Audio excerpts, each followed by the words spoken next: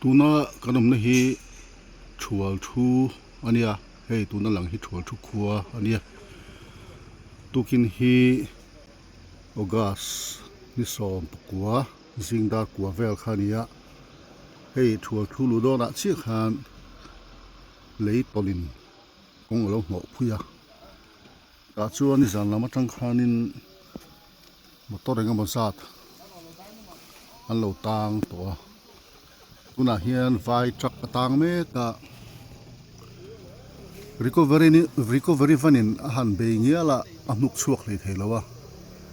ti hian khwal zin mi long tai lama tang mi thanem takan tang me ka hetia wa thira lang lawa po hen motor om nual to ni lung lei lama tang hian motor hi lo kal me lo maya hi bualte dai po hi atlang lo ni in na lang tlat maya recovery van hian a be ngia nuwa be dong do to ni ang ha chol sana thing ten an nor chiam thina atlang hlei thei tlat lowa helai truck hi atang het riau maya hotel ang si khwal zin mi enga mo zat long tlai tanga lung lei ai so pan tu te pon niang min dang khumuang me ka